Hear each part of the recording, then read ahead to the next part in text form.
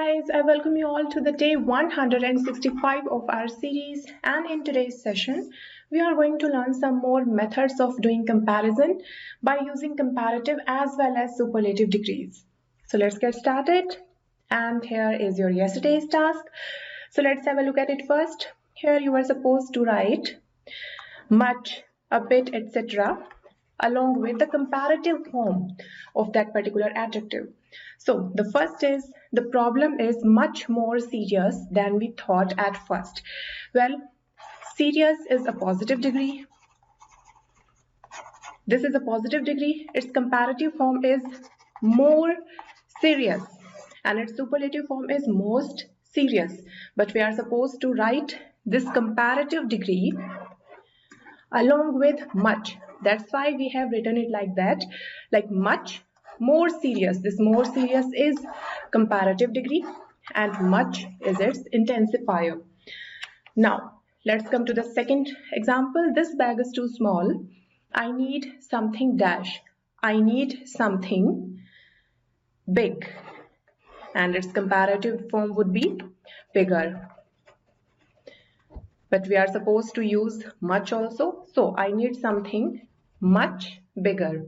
Next is, I liked the museum. It was dash I expected. It was interesting. So the comparative form is of interesting is more interesting. More interesting. So it was a lot more interesting than I expected. Next is, it was very hot yesterday. Today it is dash. So today it is a little cooler. A little, and comparative form of cool is cooler. Next is, I'm afraid the problem is dash it seems. So I'm afraid the problem is far, and comparative form of complicated is more complicated. More complicated than it seems. And last one is, you are driving too fast. Can you drive dash? Can you drive a bit, and comparative form of slowly is more slowly. So this was your exercise. Now let's move forward to the next one. Here you are supposed to write any or no along with its comparative degree. So first is given already. I have waited long enough. I'm not waiting any longer. Well, the very first thing you need to know is that you cannot use double negatives in a single sentence. Like you cannot use no twice in a sentence or no along with not in a sentence. So if no is already given or not is already given, in that case you have to go by this option of any. Now, I'm sorry, I'm a bit late, but I couldn't get there. Here not is already given. That's why you have to use any. So I couldn't get there any sooner. Any sooner, or you can also write it like this, any earlier. Next one is, this shop isn't expensive. The prices are dash everywhere. Anywhere. The prices are dash anywhere. So the prices are no higher than anywhere. Or you can also use like no more expensive. I'm writing it here. No more expensive than anywhere else. Next is, I need to stop for a rest. I can't walk dash. I can't walk any further or any farther. Both are correct. Last one is, the traffic isn't especially bad today. It is dash usual. It is no worse than usual. Now here is your next exercise. Here you were supposed to write dash and dash, means comparative degree and comparative degree. This format you were supposed to write. So it is getting more and more difficult to find a job. Next one is that hole in your sweater is getting bigger and bigger. Next is I waited for my interview and became nervous. The comparative degree of nervous is more nervous. So became more and more nervous. Next is as the day went on, the weather got bad. Comparative degree of bad is worse. So the weather got worse and worse. Next is healthcare is becoming dash. Healthcare is becoming more and more expensive. Next is since Anna went to Canada, her English has got dash. The comparative degree of good is better, so her English has got better and better. Means this change has happened gradually. Next is these days I travel a lot. I'm spending dash away from home. I'm spending time, so I'm spending more and more time away from home. Now this is your next exercise. Here you were supposed to write the comparative degree and again the comparative degree in case whether it is directly proportional or inversely proportional. So first is you learn things more easily when you are young. So it can otherwise be written like this: the younger you are, the easier it is to learn. So the younger, the comparative, and the easier again the plus comparative form. Next is it is hard to concentrate when you are tired. You can write it like this: the more tired you are, the harder. Because here the positive degree of hard is given in the statement, that's why we are using its comparative version. So the more tired you are, the harder it is to concentrate. Next is we should decide what to do as soon as possible. So the sooner, because soon is given here, so the sooner we decide what to do, the better it is. Next is I know more but I understand less.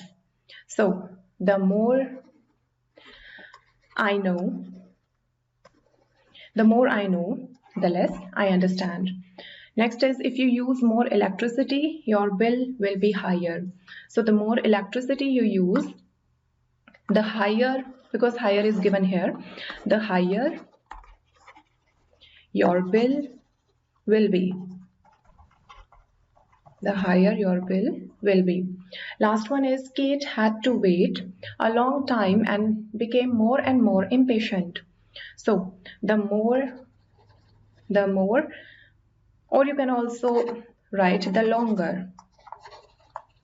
The longer Kate had to wait, the longer Kate had to wait, and after that the more impatient she became. Now let's move to the last exercise. Here you were supposed to pick words, or I would say adjectives or intensifiers from these boxes. The first is given already. I like to travel light. The less luggage, the better. Next is the problem is getting dash and more serious. The problem is getting more and more serious. Next is the more time I have, the dash it takes me to do things. So the more time I have, the longer it takes me to do things. Next is I'm walking as fast as I can. I can't walk any faster. I can't walk any faster. Next is the higher your income, the more tax you have to pay. Next is, I'm surprised Anna is only 25. I thought she was dash. I thought she was older, because younger is not given here. So I thought she was older. Next is, Jane is dash sister. Sorry, Jane's. It is not is. It is the possessive case of it. So Jane's dash sister is a nurse. Jane's elder. Jane's elder sister is a nurse. Because we use elder when we want to show the blood relation, and otherwise we can use older in case of any kind of relation other than the blood relation. So next is, I was a little late. The journey took dash longer than I expected. I was a little late. The journey took slightly longer. The journey took slightly. And next is, application for the job must be received dash later than 15 April. No later than. And last one is, don't tell him anything the dash he knows. The dash means the less he knows, the better it is. So this was your yesterday's task. Now let's move to our actual session. And today we are going to learn the concept of using relatively, or I can say that more than average things, by using comparative degree. Well, we can use comparative degree to show that we are comparatively good than the rest of the group. For example, they put on 2 classes, one for the cleverer students and one for the slower learners. Means they dissected that class into 2 portions, 2 major portions. That means the first portion is comparatively clever than the second one of it. Next is, the cleverest students were 2 girls from New York. Again, these 2 girls from New York are more than average than rest of the students. But keep one thing in mind, that you must not use relatively plus comparative degree together. Because if you are using that one for the relatively cleverer students, in that case you are making this sentence superfluous. Superfluous means more than what is required, more than something that is needed.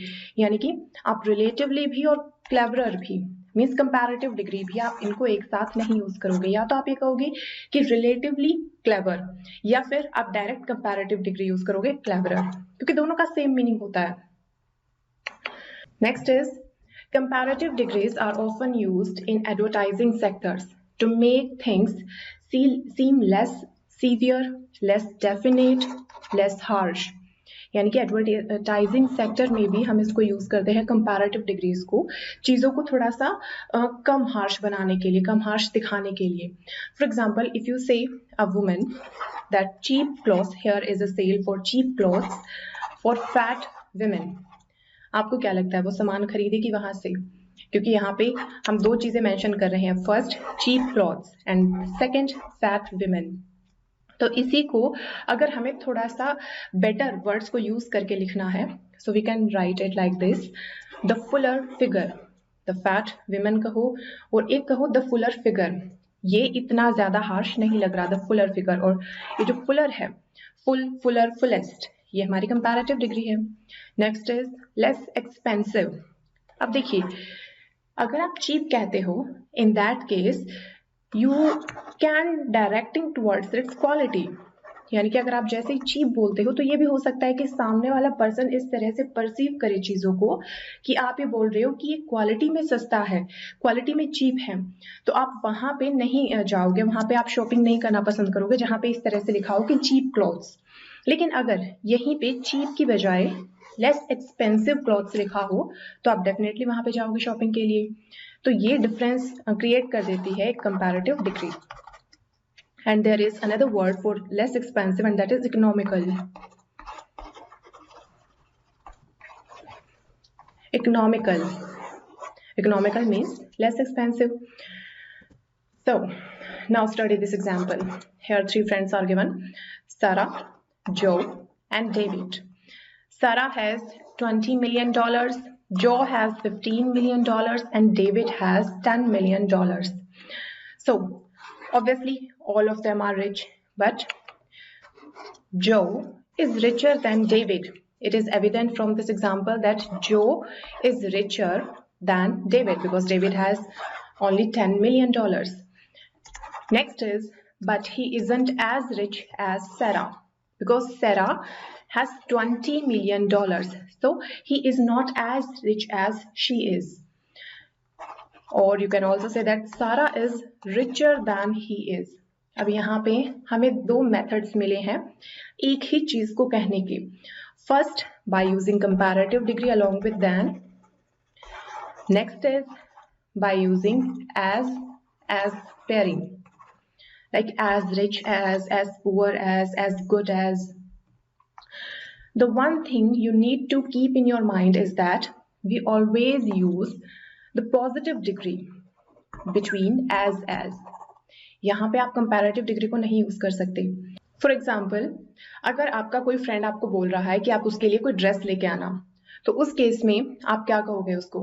That I will get you as best as possible dress, as best as possible. अब यहाँ देखिए as और as तो use किया जा रहा है और हम अक्सर एज बेस्ट एज पॉसिबल ये बहुत बार यूज करते हैं.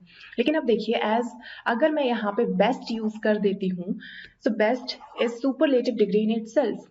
That is incorrect. We have to use as good as possible, ना कि as best as और as better as. यहाँ पे सिर्फ पॉजिटिव डिग्री आ सकती है as के बीच में.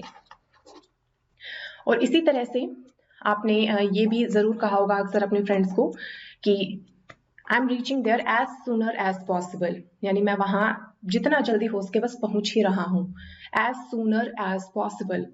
Again, sooner is our comparative degree. तो सूनर यहाँ पे नहीं आ सकता, यहाँ पे एज सून एज पॉसिबल आप ये बोल सकते हो. तो ये ध्यान रखना. तो चलिए नेक्स्ट एग्जांपल में आते हैं. यहाँ पे यही शो किया गया है कि एज को हम यूज करते हैं to denote the equality. First is Jack isn't as old as he looks, यानी कि एक तो वो एक्चुअल में है, एक वो जैसा दिखता है. उनमें अगर हम कंपैरिजन करें तो वो इतना ओल्ड भी नहीं है, इतना बड़ा भी नहीं है एज में जितना वो दिखता है. तो यहाँ पे कंपैरिजन करने का एक मेथड ये है एज. और सेकंड, आप इसको इसी सेम सेंटेंस को आप इस तरह से भी लिख सकते हो that he looks older than he is. दोनों करेक्ट होंगे. नेक्स्ट है the town centre wasn't as crowded as usual, कि वो इतना भीड़ वाला नहीं था जितना कि आमतौर पे होता है. It is usually more crowded. तो आप ये भी बोल सकते हो कि वो अक्सर मीन्स बाकी और दिनों में काफी क्राउडेड रहता है. Third example is Lisa didn't do well in the exam as she had hoped.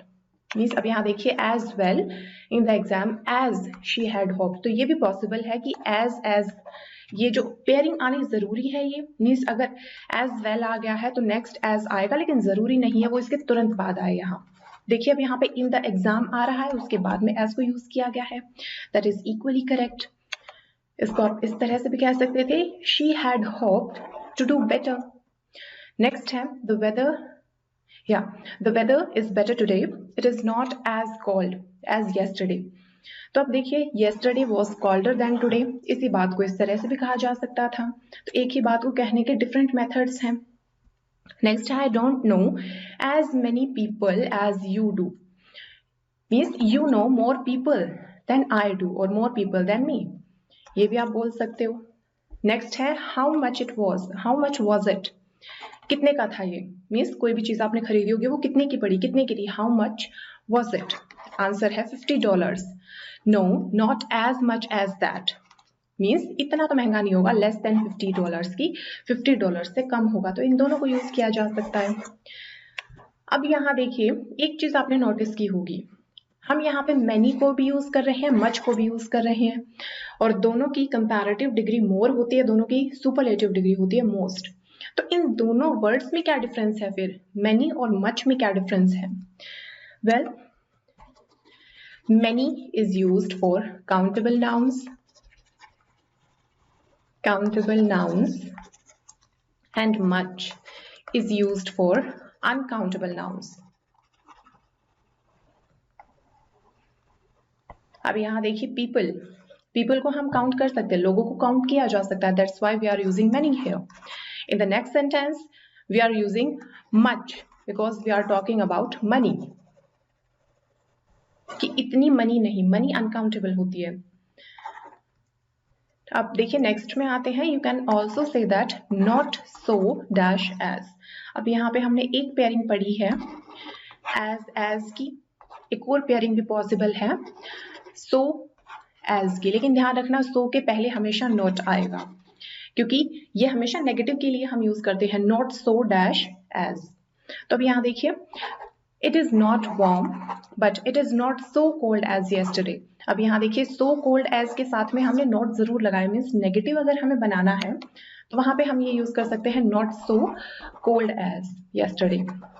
और it is not as cold as yesterday, दोनों को आप यूज कर सकते हो, लाइक as को भी और so as को भी not, यानी कि नेगेटिव सिचुएशंस को शो करने के लिए. इन्हें ध्यान में रखना. लेकिन एक और चीज यहाँ पे इंपॉर्टेंट ये है, ये तो थी नेगेटिव की बात, इसे जरूर नोट डाउन करना अच्छे से. पॉजिटिव वाली बात ये है, पॉजिटिव केस में, पॉजिटिव सेंटेंस में हम सिर्फ एज को यूज कर सकते हैं. पॉजिटिव के केस में आप इसको सो एज को नहीं यूज कर सकते. देखिए इन दोनों को नेगेटिव में तो हम कर सकते हैं, लेकिन पॉजिटिव के केस में सिर्फ एज होगा यहाँ पे. अब जैसे कोई एक एग्जाम्पल देख लेते हैं यहाँ. खैर यहाँ पे तो सारे ही नेगेटिव एग्जाम्पल्स हैं, नेक्स्ट में हम पॉजिटिव भी देख लेंगे. अब एक बार यहाँ देखते हैं. I got here as fast as I could. ये हमारा एक पॉजिटिव सेंटेंस है.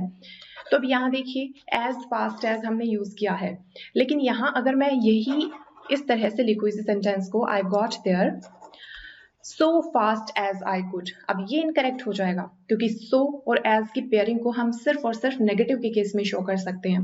तो चलिए अभी वापस पीछे आते हैं, कंसेप्ट वाइज देखते हैं. less than is similar to not as dash as. less than मैं ये नहीं कहूंगी कि हर केस में, बट हाँ कुछ केसेस में सिमिलर हो सकता है. जैसे फिर से वही बात होगी, एक ही बात को कहने के बहुत सारे तरीके हैं. अब देखिए यहाँ जैसे फर्स्ट स्टेटमेंट है, I spent less money than you, कि मैंने तुमसे कम रुपए खर्च किए हैं, कम मनी खर्च की है. आप इसको इस तरह से भी कर सकते थे, that you spent more money than I did, या फिर than me, आप इन दोनों को यूज कर सकते हो. ग्रामेटिकली करेक्ट होगा than I. तो अब देखिए you spent more money than I did या फिर I spent less money than you did. अब दोनों तरह से एक ही बात को कहा गया है और सेम इसी बात को इस तरह से भी कहा जा सकता है. ये थर्ड मेथड है, that I did not spend as much money as you, means जितनी तुमने स्पेंड की मैंने उतनी नहीं की. I did not spend as much money as you. तो ये थर्ड मेथड हो गया. नेक्स्ट एग्जाम्पल पे आते हैं. The city center was less crowded than usual, यानी कि बाकी और दिनों में जितना क्राउडेड रहता है वो उससे कम क्राउडेड था, लेस क्राउडेड था. तो यहाँ देखिए it wasn't as crowded as usual, बाकी दिनों के जितना क्राउडेड नहीं था. आप इसको ऐसे भी कर सकते थे, that it wasn't so crowded as usual. हम करके आए हैं अभी so as को भी हम नेगेटिव में यूज कर सकते हैं, not so as या फिर not as. नेक्स्ट है I play tennis less than I used to. I used to यानी कि जब मैं खेला, मीन्स पास्ट से यहाँ पे कंपैरिजन हो रहा है. used to यानी कि जब मैं पास्ट में खेला करता था और एक जब मैं अब खेलता हूँ, तो इन दोनों में कंपैरिजन ये है कि अब मैं कम खेलता हूँ.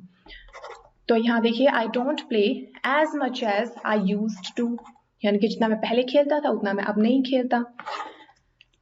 और इसी बात को आप ये भी कह सकते हो, that I, इस तरह से भी कह सकते हो that I used to play more. I used to play tennis more when I was younger. ये भी कहा जा सकता है. तो एक ही बात को कहने के कितने सारे मेथड्स हो गए हमारे पास यहाँ.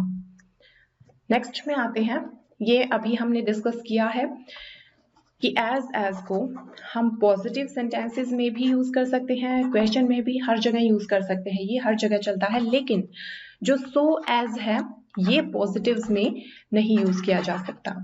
तो अब देखिए, अगर हमें नेगेटिव कंपैरिजन करना है तो नेगेटिव में फिर से यहाँ पे गिवन है नॉट सो एज या नॉट एज दोनों को यूज किया जा सकता है। Like the baby is not so ugly as you, या फिर not as ugly as you.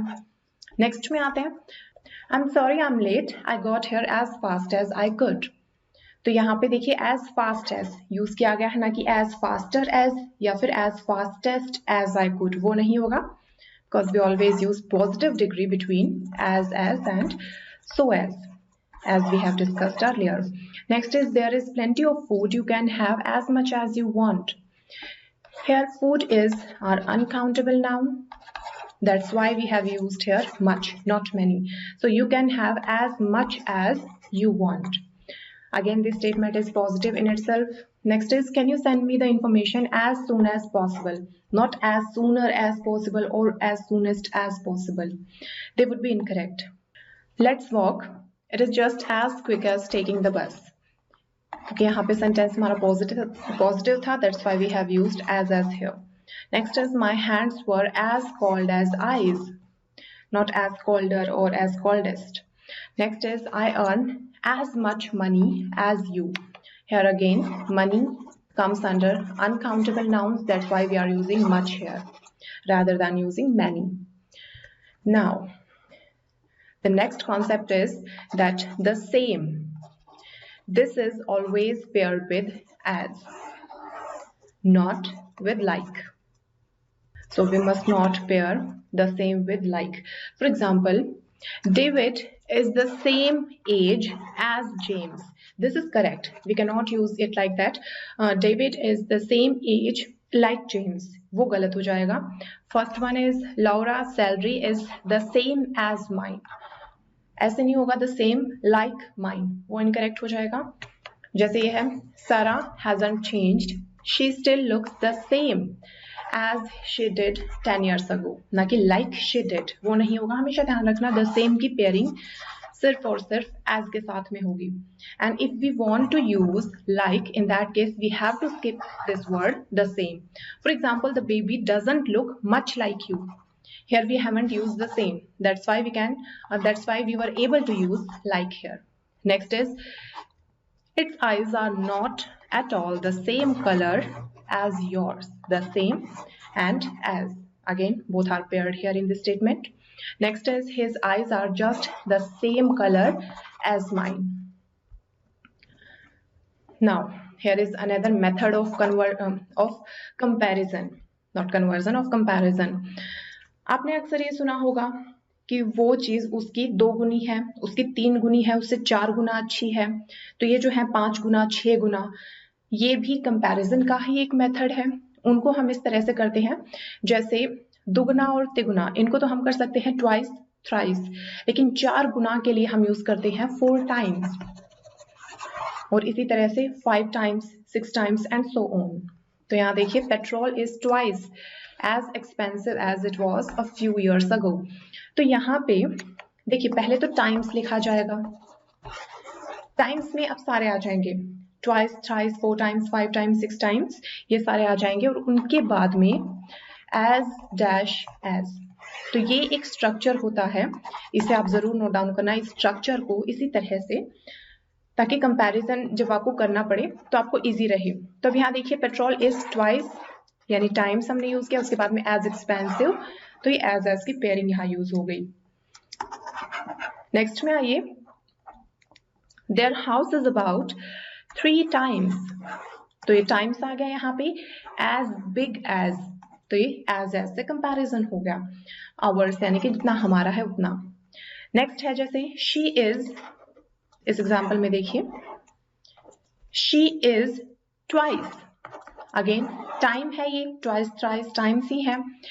As lively as her sister, अब यहाँ पे देखिए एज इसको यूज किया गया as lively as her sister, तो ये एक और मेथड था कंपैरिजन का.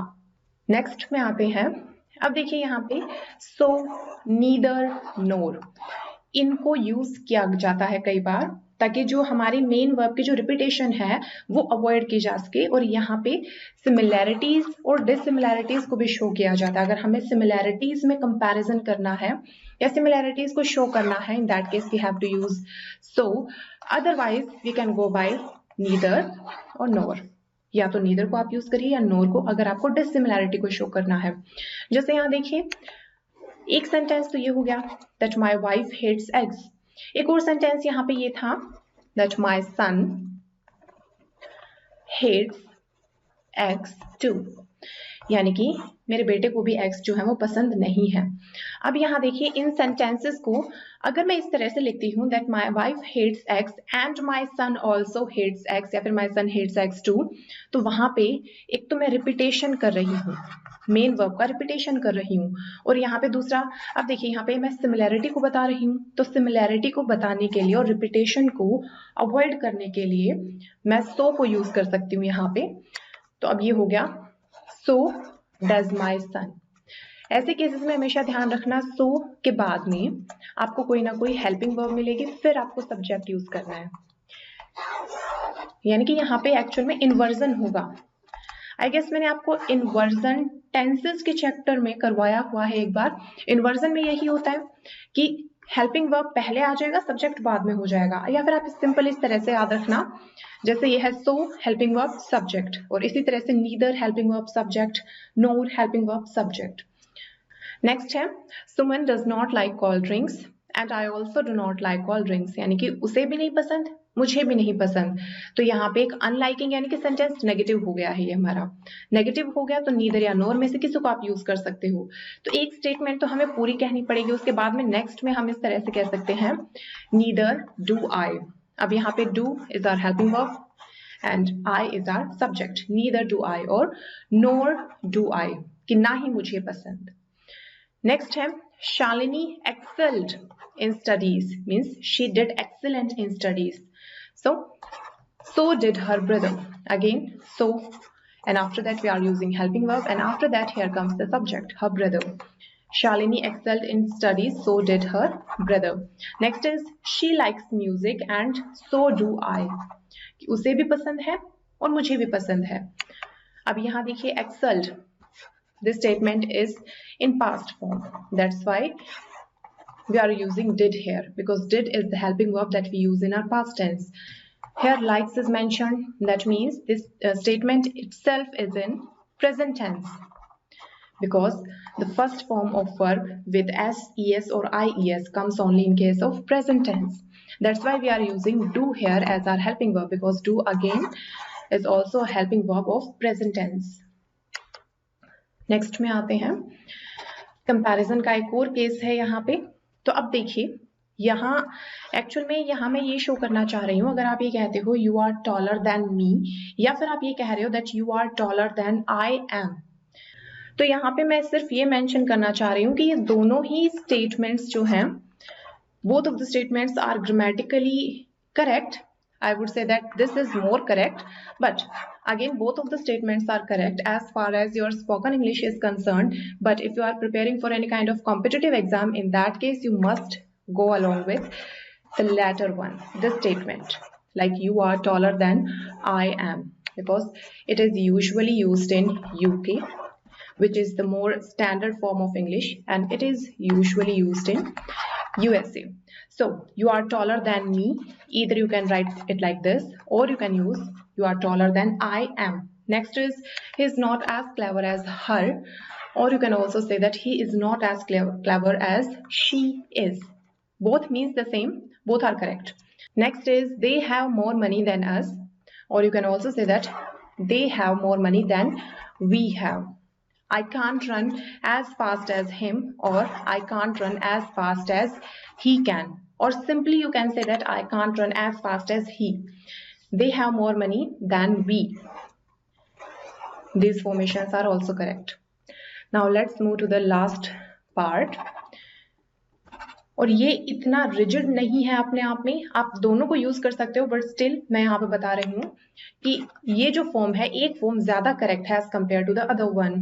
तो यहाँ पे जो करेक्ट वाली फॉर्म है वो ये है कि देखिए, हम ये बोलते हैं that I am the happiest man in the world या फिर ऑफ द वर्ल्ड, अक्सर हम ऐसा कुछ बोलते हैं, पर्सन इन द वर्ल्ड या ऑफ द वर्ल्ड।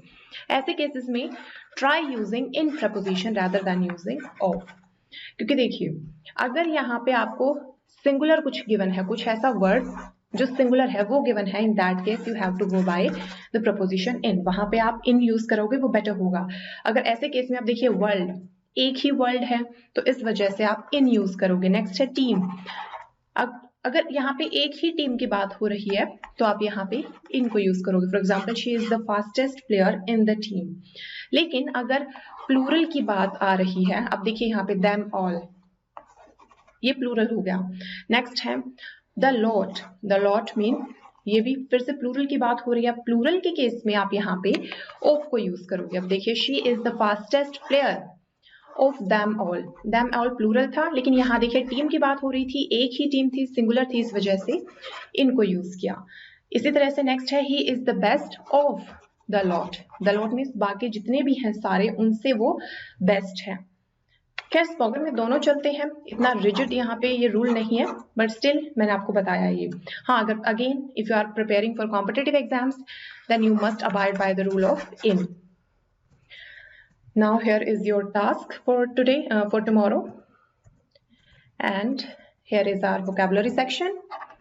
यहाँ पे फिर से हम proverbs को यूज करेंगे कुछ एक को। तो देखिए फर्स्ट है the end justifies the means, यानी कि आपने सुना होगा कि अगर एंड अच्छा है, यानी कि अगर किसी चीज का रिजल्ट अच्छा आ रहा है तो इस चीज पे हम ज्यादा नहीं सोचते कि वो किस तरह से की गई है, यानी कि चाहे वो बैड और अनफेयर मेथड से किया गया हो वो काम, वो एक्सेप्टेबल हो जाता है अगर उसका जो रिस्पॉन्स या फिर उसका जो एंड रिजल्ट है अगर वो अच्छा रहता है, पॉजिटिव रहता है।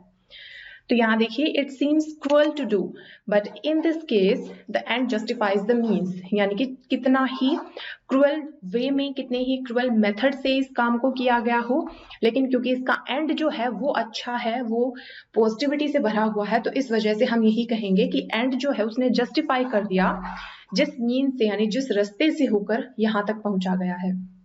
नेक्स्ट है you must not do that, two wrongs don't make a right. ये बहुत बार आपने पढ़ा होगा कि दो गलत काम एक अच्छा काम नहीं बना देते। For example if something bad, if somebody does bad to you or if something bad happens to you, in that case अगर आप भी उनके साथ में बुरा करते हो, अगर किसी ने आपके साथ बुरा किया, अगर आप इन रिटर्न उसके साथ में फिर से बुरा कर देते हो, तो इसका मतलब ये नहीं है कि आपने बहुत सही काम किया है वहां पे, क्योंकि इधर से उन्होंने कर दिया था, इधर से आपने कर दिया, दोनों ने गलतियां की है, तो इसका मतलब ये नहीं है कि ये काम अपने आप में अब सही हो गया, वो बैलेंस हो गया, ऐसा नहीं होता। नेक्स्ट है let's do this together, two heads are better than one.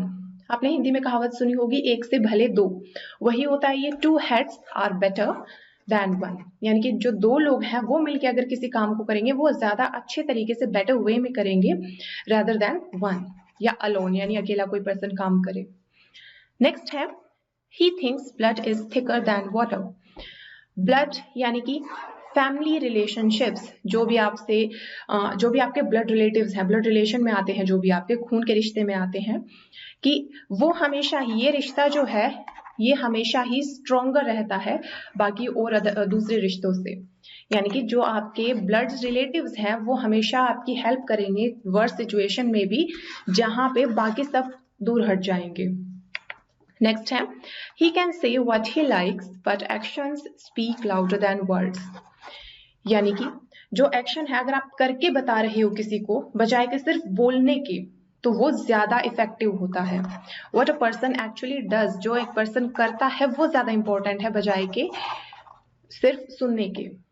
Next है he believes in an eye for an eye and a tooth for a tooth.